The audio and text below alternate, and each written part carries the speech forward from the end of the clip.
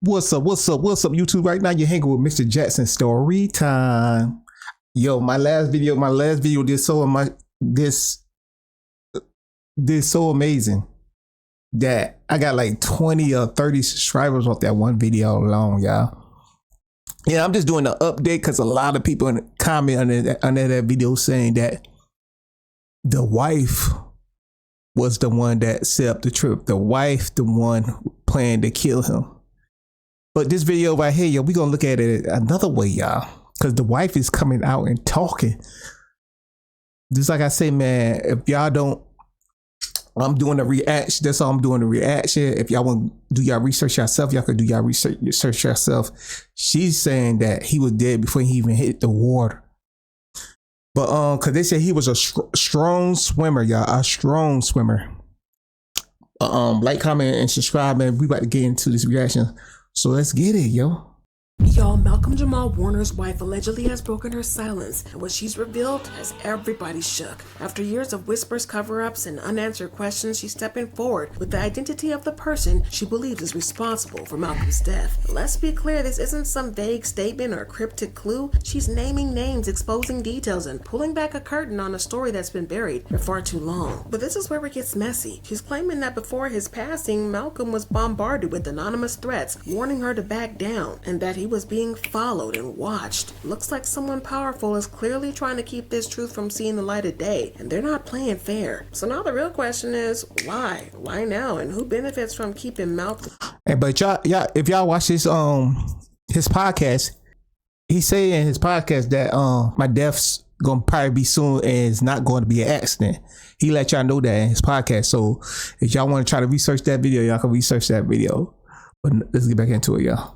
Malcolm's death a mystery. Y'all, the deeper we've gone, the uglier it gets, and from the way that his wife is speaking, it's just getting started. So grab your receipts, because this isn't just a grieving widow speaking out. This is a woman on a mission to take down whoever's responsible, no matter how high up the chain it goes. Y'all, from the way that Malcolm's wife allegedly exploded, it's looking like she's coming for blood, because in her words, Malcolm didn't drown. She's finally ready to expose exactly who did it. She's not holding back, no mincing words, and not letting his killers walk free. Now forget what the media told. Go watch her. This is her channel right here, y'all. This is her channel right here. I'm thinking this channel is AI, but let's get back into it. She's calling it a full-blown cover-up, and what she knows now could flip everything upside down. Names, threats, motives, she's laying it all out, and the way she's talking, somebody out there was about to get exposed. But what makes her statement hit even harder is knowing how fiercely Malcolm protected his family while he was alive. He never shared their faces and never revealed their names, and he made it a priority to keep his wife and daughter out of the spotlight and away from public scrutiny. And now, even in her grief, his wife is honoring that. She's staying anonymous, but she's not staying quiet, because despite keeping her identity hidden, she's allegedly still coming forward with everything she knows. And the way she's doing it is controlled, calculated, and fearless. She's making sure that Malcolm's voice is heard, even if she never shows her face. The first thing she did was shut down the drowning story, because in her words, there's no way Malcolm died in that water. According to her, he was already gone before he ever hit the ocean, which is why he couldn't fight to save himself when that rip current hit. It's claimed that Malcolm was a strong swimmer, like really strong, and he knew how to handle those rip currents. This wasn't some freak accident where he panicked or didn't know what to do. And the part that really didn't sit right was that there were bystanders trying to help, and even then he didn't respond. That's when it looks like something was seriously wrong. There's claims that an autopsy was done shortly after Malcolm's death and found no water in his lungs. And if that's true, yo, it's like I see something different every time I watch a video about him, yo. So how they pronounce him dead from drowning if he ain't had no water in his lungs? Shouldn't the people that was dead on that coast get in trouble for lying? The doctors and everything should be able to get in trouble for that, y'all, right? They could sue them, and they should go to jail for lying about death. It completely changes everything, because if there's no water in the lungs, that means he couldn't have drowned. Nope. At least not in the way that the media has been pushing it. So now the question becomes, what really happened before he hit that water? Well, it looks like his wife might be claiming he'd been poisoned with untraceable poison, and that he was pushed into the water as a way to hide the evidence of the crime. But why on earth would anybody want to take? But where the bruises and stuff come from, it had to be more than just poison. It's like they poison him and probably torture him. That's what I'm thinking. Before they threw him in that water, while they was torturing him, they was telling him to get rid of all the stuff. He probably was saying, "No, No. So then they end up killing him. Take Malcolm-Jamal Warner out. I mean, he was calm, low-key, and completely unproblematic to most. He kept to himself, stayed out of drama, and somehow managed to show up in the spotlight without getting caught up in scandal. That alone made him rare in Hollywood. So why would anybody want to see him as a threat? It looks like his wife might be saying that Malcolm had started speaking out, and not just casually. Yep. She claims he was getting more vocal behind the scenes, calling out some very powerful people. And apparently, they didn't take that lightly. See, Malcolm was starting to make waves because his podcast, Not All Hood, was hitting a nerve. He was calling out the industry's hypocrisy, exposing the quiet struggles black actors face, and pulling back the curtain on how things really work in Hollywood. It wasn't sugar-coated or watered down, and the more honest he got, the more uncomfortable it made certain people. And in one particular episode that I'm going to play, Malcolm doesn't just talk, he was naming some patterns, challenging power, and waking people up. And that kind of truth-telling usually comes with consequences. You know, the reason for the title is combating the narrative of black life or black culture that the media focuses on. Mm-hmm. And you know, that we're all one thing. Yeah, and the whole concept is, you know, we're not all hood. The black community is not a monolith. Well, Malcolm also wasn't afraid to ask the uncomfortable questions out loud. Like when The Cosby Show got wiped from TV the moment Bill Cosby was convicted. Meanwhile, movies by people like Woody Allen and Roman Polanski are still airing like nothing ever happened. He openly called out the double standard. When it's a black man, the whole legacy gets torched. But when it's a white man, then suddenly everybody wants to separate the art from the artist. And that right there, that kind of honesty, made him a problem for people who benefit from silence. But that's not all, because Malcolm also said that the powerful white execs in Hollywood were stirring up chaos in the black community on purpose. According to him, they were the ones encouraging drama and pitting successful black men against each other for the entertainment and profit. Just last year, he called out the entire Kendrick versus Drake feud, saying it wasn't just rap beef, it was calculated. When someone fails to pay their property taxes, the government actually creates certificates on that debt. And it was bad for the culture. He said that was calculated.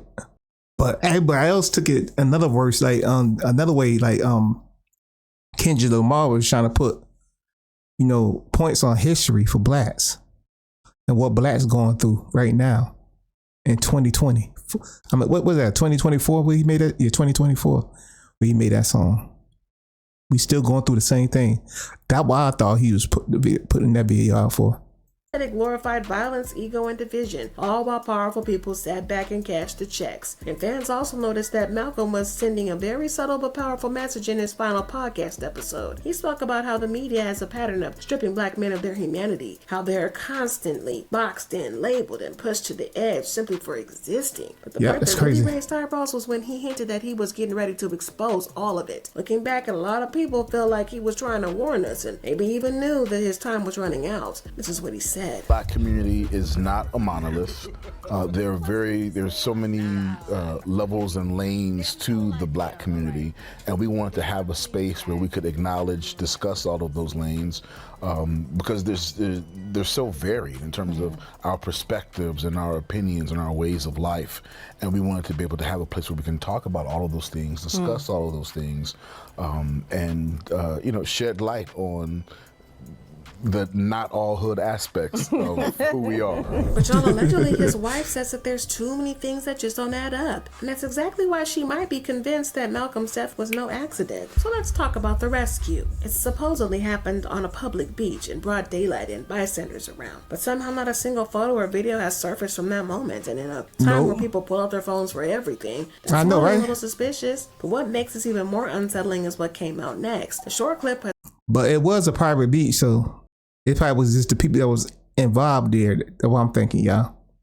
Has resurfaced recently that allegedly shows Malcolm walking alone on the beach shortly before everything happened. No one knows who filmed it or why it never made the news before. It's almost like somebody was watching him, and now people are starting to question if he was being followed. Now we finally have an update on the drowning death of Malcolm-Jamal Warner. And with his daughter. According to ABC 7, they stated that Malcolm-Jamal Warner had drowned while he was on vacation in Costa Rica. Now the article goes on to say that Warner had drowned off the coast of Costa Rica on Sunday. So this actually occurred on Sunday. They stated that that the Costa Rican National Police had told this to ABC News. Then there's mystery around the second man who was in the water with Malcolm. To this day, nobody knows who he is. His identity has never been made public, and from what we've heard, his situation wasn't even that serious. He was out of the hospital within days. There were even rumors of Malcolm's 8-year-old daughter being involved. Yeah, She you don't see really her. had to go to the hospital, but Malcolm was the only one who passed away. Yeah, the math ain't mathing on this one. Nope. There's too many variables, and now there's where things start to get murky. Malcolm's wife said the autopsy report came out and clearly showed that he didn't drown. No water in the lungs, no signs of struggle in the water. None of it's adding up, but the Costa Rican authorities claimed an autopsy was done and ruled the death accidental. But the catch is that the full report still hasn't gone to be released. Not to the public, not even to the family. So now people are asking the obvious question. This was just a tragic accident. Why is there so much being kept under wraps? And finally, there's no real explanation to why Malcolm went into the water in the first place. This wasn't just any beach. Locals say it's known to be dangerous, with red flag warnings up that day and barely any lifeguard presence. So now the question is, why would Malcolm, a strong swimmer and a cautious person by nature, suddenly throw all that out the window? At this point, fans are no longer buying the official story. A lot of people now believe his wife was right all along. Malcolm didn't ignore the warning signs because he never willingly went into the water. But let's be real. You've seen this before.